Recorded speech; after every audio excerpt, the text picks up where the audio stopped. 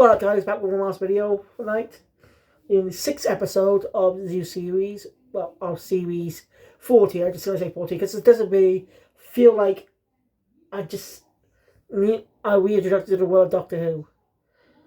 Because the 2005 revival actually did a good job of bringing new audiences to this world. It's been without feeling much.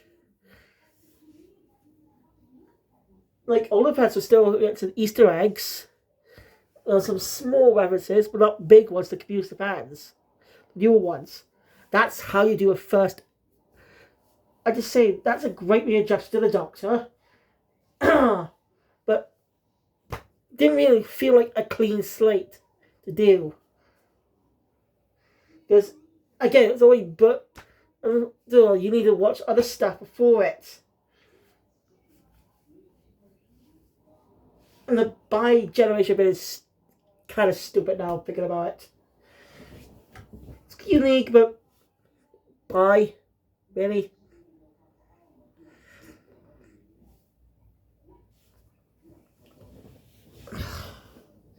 So yeah, I had a lot of time to think about this stuff. And I'm watching actually good people review this. People actually are Doctor Who fans. Not people who just call it woke, but even watching it. Like, I don't see the Doctor being put down. Yes, he's more emotional, but there's something wrong with that. Shows him, it gives him more unique, even more human side than before. He's not put down on anything. Well, probably because he's black. Still. 14 wasn't put down either. And the slight comment into the first special. That the specials didn't even feel like specials.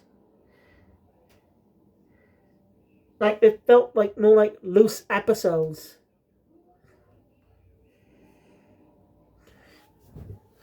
Seriously, I would love Donna to return as a companion. Like, why didn't you just create a spin-off side series focused on 14 and Donna? You know, then new adventures in the time world of Doctor Who. That could be a fun little spin-off for fans who grew up with the Tennant era, like me. Tennant and Tate was the first Doctor companion I ever watched as a kid. Like, it was my series 4 and its specials were my introduction to the world of Doctor Who as a kid. I didn't even know anything about Regeneration at the time. It was around the time the series was still airing too. I remember going to seeing Mum and Pad watch, not Pad specifically, watching a series 1 episode. I was like, where's the Doctor? Since I didn't know about Regeneration at the time. Like, obviously Eccleston was the Doctor at the time, but all I knew was 10. I didn't know about the face change and stuff.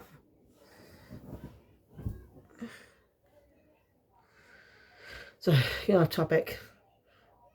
So, I did enjoy this episode, but two things that just kind of bug me. Just two things that bug me. And, no, don't call me a whatever and stuff. Okay? I'm not trying to offend people, but I'm okay with some of this stuff in media, but don't do it with established characters and don't force it. Like, they're good examples of it. You know what? I'll say that for when we actually get to it. So, our cold opening begins with two posh men in 19th century England, 1813. Oof, way early in the 19th century. Usually 19th century stories are like mid to late.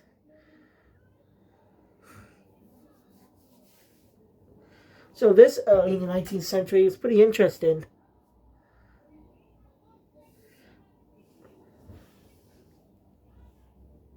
Okay. The two posh gentlemen. One on the right is wants to get the other one the system reviews his it's nice. And he says, I want to be bad. Such a bad boy. And basically, we get our first death. Speaking of which, the last episode, episode 73 yards, had 0 deaths. 0. Think about it. No one died in that episode. Name one episode of Doctor Who where no one dies. I won't name one because I know correctly, nearly every modern episode has someone dying in every episode of more than one person. Especially in the cold open, someone dies to set up the monsters. But of course, there could be class episodes where someone doesn't die. Let me know, because I'm actually curious to know. But yeah, this 73 years is probably the first time not a single person gets killed. No aliens. Like nothing sort of supernatural. Well, sort of. And you know how I feel about that, okay? I want to think about this. Well, you know, I won't do series reviews, but I could also give you all cut. I could actually go back and view all past episodes of the modern era. Any episode you want me to talk about, I will actually review it. I'm going to do the series reviews first, so I'm more prepared for it. That way I could briefly mention them there and probably explain them in detail when they actually review them solo. Anyway. So anyway, after that douchebag dies, it seems the one next to him transforms into him. So he's dead. So basically, we're introduced to monsters and aliens in this episode. The series has been doing a lot of supernatural stuff lately. I don't know if that works in a sci-fi show that's more grounded. I know they go to different planets. Obviously, they're just made up, but they have some grounded elements in them.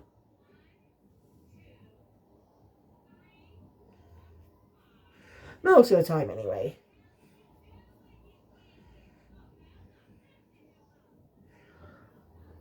You know, grounded. So, I'm not sure how I feel about this whole supernatural magic type of thing.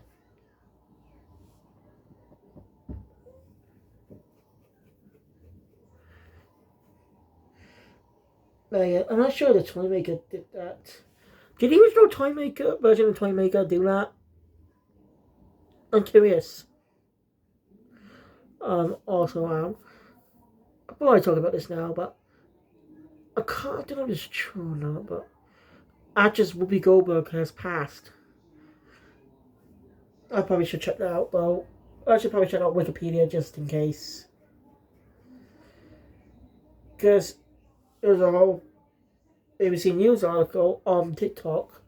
Yes, but the official BBC News channel TikTok page, by the way, saying that Bradley Walsh has died, which is not true. He's still very much alive.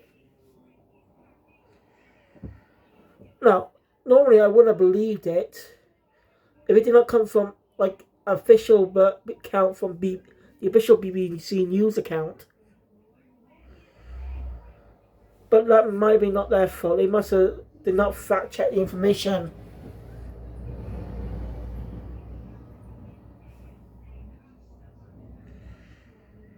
And after the opening, we got to the Doctor and Ruby dancing in a ballroom in 19th century attire. So it seems the Doctor might be wearing a wig. I like Judy. He's a fun Doctor. Again, this one's more happy and lucky going. He's more happy. Whereas some of the older incarnations, who did have a bit of a dark edge to them, you know, just happy to hide their pain. See that? But 15 is different. He actually is truly happy. No hiding anything. He's just having fun. But that could possibly change his character. As I say possibly, I don't know if they do that. Also, so Series 2 starts this Saturday. We might finally figure out the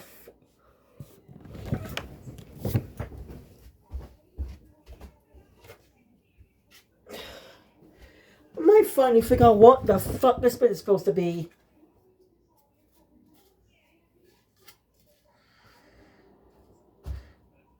Yeah, I got this like last year. I think it was like for my birthday. Basically, my band's workplace. He's basically my granddad and stuff. His workplace was pretty close to where they were filming Series 2. And he got this off the set for me. I have no clue what the fuck it's supposed to be though. I don't even know what it's made of. Like, it looks kind of like a camera. Maybe it's something to do with the Daleks. I don't know. I really have no clue what the hell this is supposed to be. But with Series 2 premiering this weekend, I might finally figure out what the fuck this is supposed to be.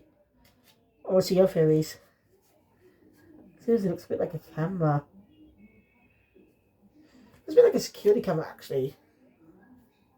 Oh. It kind of weird design. Sky reminds me of a security camera. There's a random stuff. Or it could be some type of machine, but I don't fucking know. You can feel free to let me know your thoughts on this in the comments. Alright, but it's up in a Christmas special. First time I missed the Doctor Who Christmas special. Seriously. That was literally the first time this has ever happened to me. But this is actually the first time I'm viewing the series as it aired. Up until episode 3. Yeah. Other than that, I always watched Doctor Who every time it aired. And the episode I remember the most that scared the shit out of me as a kid. The Night Terrors episode. You know, that episode was filled with dolphin monsters. One touch and you become them. It was definitely scary as fuck. Creepy. Fuck. You know. Scared the shit out of me as a kid. And I would skip every repeat viewing of it at the time. I am not kidding. I think the last time I watched it as well was rewatching Series 5. No, fine. 6. I was rewatching Series 6 a while back. Oh god, don't tell me I'm gonna have nightmares again. I rather get a nightmare, I rather get something scary in my head and I can't get to sleep, which pisses me off. That's why I avoid watching horror stories before bed. Because of that happening. Ugh. Hopefully I won't get the nightmares. Yes, I'm 24. I have nightmares. Deal with it.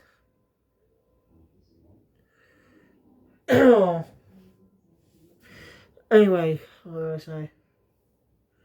Yes.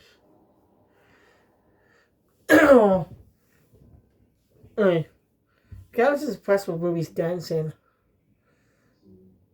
Yeah. It's doing 19th century stuff. You know, man should be a student, not a friend. Type of thing. Jeez.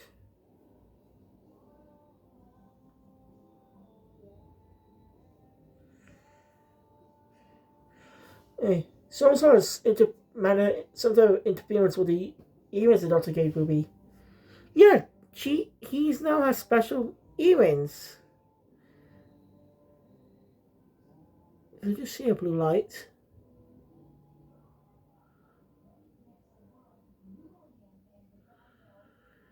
So I just saw a blue light.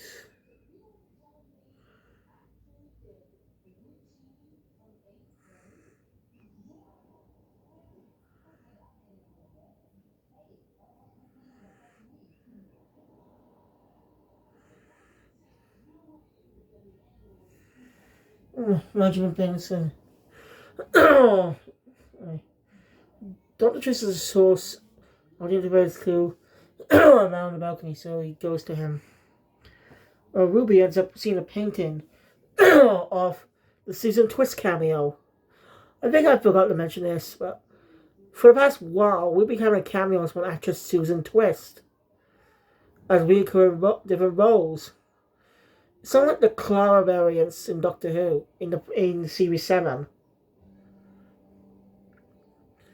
The Clara variants, which is pretty cool. It was a really cool reveal. Set up a great mystery before a really intriguing reveal. But it's very different. So it's quite interesting. I mean, you'll see a larger bit in 73 yards. Where Ruby, Susan Twist coming, and Ruby said, have we met before? Just seeing the face. As even mentioned a bit. Even referenced it a bit in the previous episode, Dot and Bubble.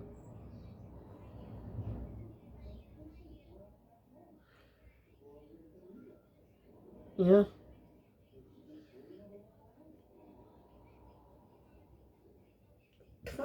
What brought it up? Yeah. The Dr. Ruby are still starting to figure out this mystery with the character. Slowly starting to come to their minds. It's pretty interesting. Dr. confronts this mysterious man caused by Rogue. And he's American. His American accent. This might be a role that could be filled out by Captain Jack, a younger version. I'm not kidding. He reminds me of Captain Jack. In a lot of ways, he just reminds me of the character. Makes me think that the character of Rogue was originally meant for Captain Jack in a way. Just changed a lot due to the controversy going itself in a few years back. I'm not reading too much into it though. I'm just saying he just reminds me of Captain Jack. Oh, anyway. So Rogue basically mistakes the Doctor for an alien being. It's actually stumble across a dead body. And then, of course, the Countess is also killed and replaced. Louis also ends up befriending a servant named Emily. Not a servant. Another account, a woman named Emily. Well, her trying her best to keep future self, future knowledge a secret, so she doesn't change time, so history doesn't change.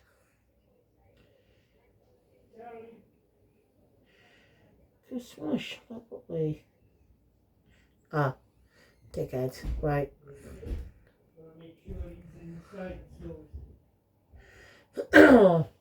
These aliens are plotting something. Who will take over next? I don't know if this is best to convince Rogue he's not who he thinks he is. Also being a little cheeky at the same time. This might be interesting. This was a younger Captain Jack before he officially met the Doctor. And the Doctor tries to keep his identity hidden, so he doesn't eventually meet himself. Or this could be like the Captain Jack before his memories were taken.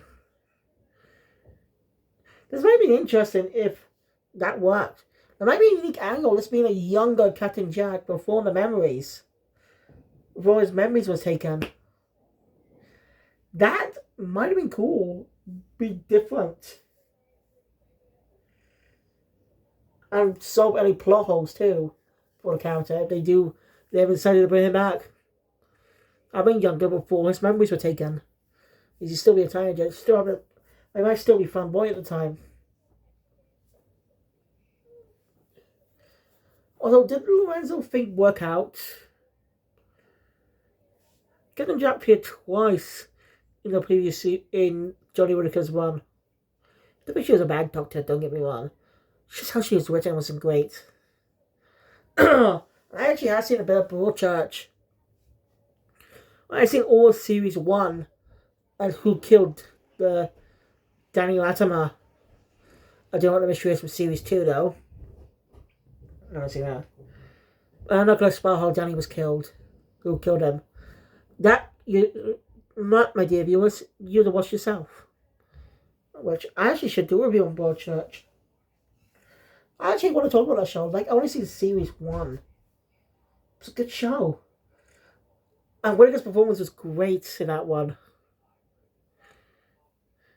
What happens at the end? So it makes her distant from a friend. Who's one of our main characters too. Well, it's like David Tennant's character. Yeah, if I can find Broadchurch on DVD, I'll definitely buy it. I want to give it a review. Because I think I don't know if it's BBC or ITV. General did work on that show, by the way. That's an example of good writing. So why was Doctor Who bad for him? Sorry, off topic. Hey, after showing his other faces that he's a Time Lord lost of his kind, Ian and Rogue end up working together to take these things down. Also, Doctor showing him his TARDIS. And you see some gay undertones of the way they with some jokes and stuff.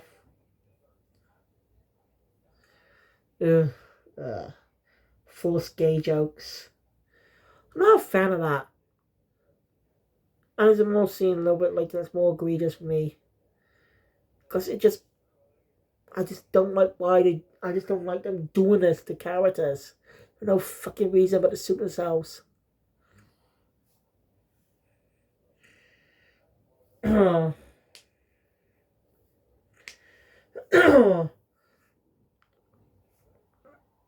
So, anyway, I'll do. Anyway, does explain the plan to it will be happy with her. So she never take place to hide while the Doctor and Rogue find a way to take these guys down. Now they managed to pick up. This is actually for them cosplaying, getting people and turning into them, and transforming into them. That's basically cosplay. You kill more people, not stopped.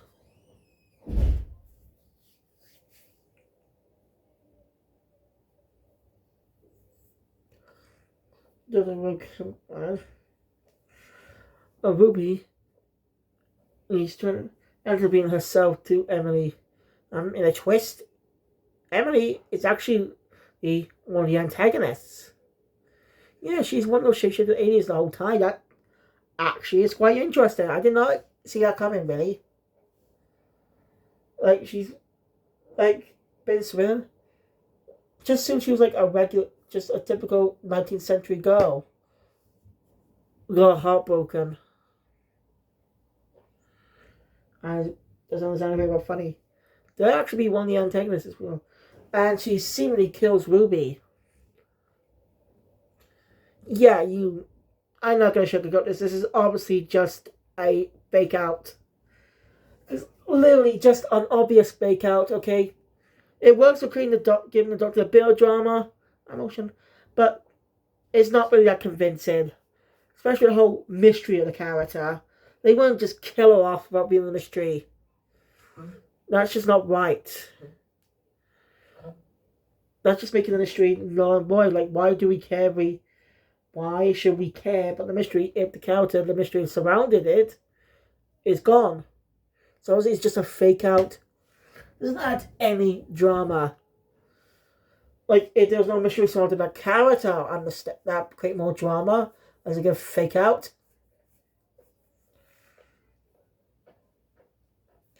But seriously, this just didn't have me convinced. And well, supposedly, Emily now personating Ruby is marrying the other bird guy. Yeah, the bird people. It's weird. Kind of weird. The Doctor traps them in. Somebody was chatting by Rogue earlier.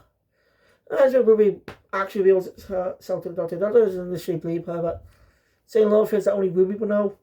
The Doctor's convinced. But he can't disengage it. But the only also Rogue also puts Emily on there who tries to fight back. But is the only way to save the Earth by killing Ruby? That's really good moral thing for the Doctor. Again, there's moral choice. Is he willing to sacrifice the universe for one person? A friend? The answer is kind of yes. He would technically do that. We have seen it a few times before, especially with characters like Clara.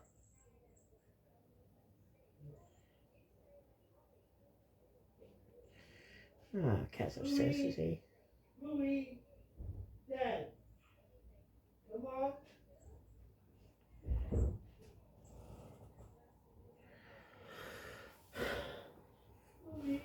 So, the Doctor wasn't sure what he could do, and well, Romeo shows up and kisses him on the lips. Yeah, before gonna figure out pushing Ruby out, putting himself in, sacrificing himself. Sent to another dimension. The Doctor's kind of, but Ruby cheers him up. And the Doctor has to be happy as they go off to the next adventure. Ending the episode with the preview for the 2-part finale.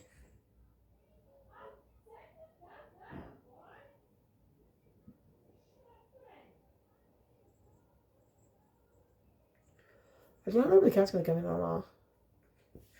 Anyway, next time is the 2-part finale. Not actually 2-part, but it's still a 2-parter. Which reveals the heart, might reveal the story and might reveal more about Ruby. The revelations and stuff. Maybe. I don't know. But Mel's back. I like Mel. I like how she's doing a lot more lately. She didn't really get a proper introduction to the classic era.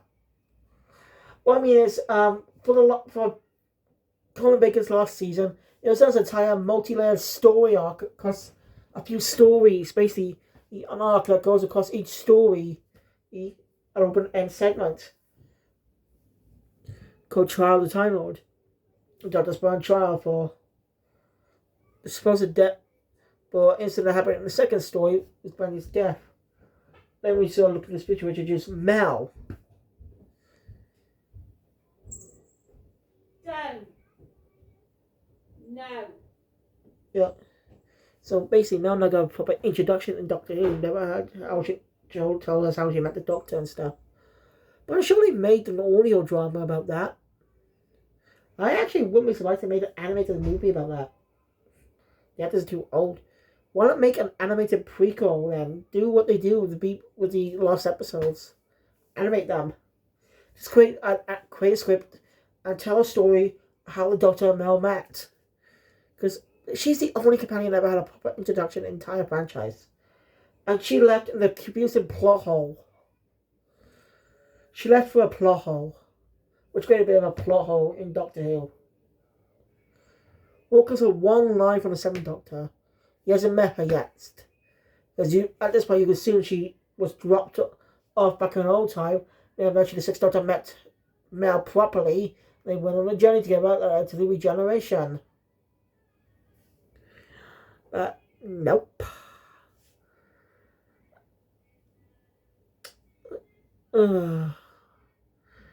Anyway, I'm not a fan of Doctor being gay. There's something wrong. Well, technically, Missy was kind of gay. Because she was a male, but Time Lords are confusing. You get what I mean. I don't know how, well, I don't know how to feel about that really, but Missy, so it didn't really feel forced. It was actually built up naturally. We actually saw it build in a way. And I like that. That actually wasn't forced. No, I wouldn't mind the gay things if it was actually developed better. Not forced. I feel the same way about the whole thing with Yaz as well. Well, about being gay.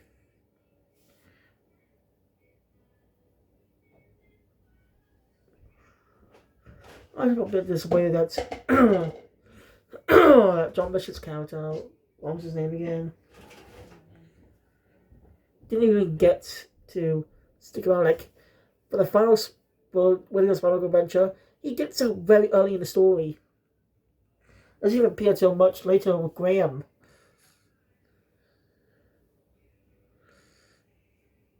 But I think I'll say those my eventually review that. But yeah, I'm not a fan of making the Doctor gay, but I wouldn't care much if it was actually developed naturally. But it's not, it's just forced. Or is this the Doctor being gay in the Chibnall and new Russell T Davies era? It's forced. Okay? And it's just so passionate. Like, it was like, if this was like Captain Jack, makes sense. If Captain Jack was with the Doctor and he saw how interaction with Rogue helped the Doctor out, that makes more sense. As I like to see the character return. But, oh well. That's just my opinion. But overall, I'm looking for the 2-part finale, which actually may reveal the whole Susan twist thing. It's funny she has the last name Twist. We're going to be a twist reveal of why she's appearing in all different places the Doctor and Ruby go to.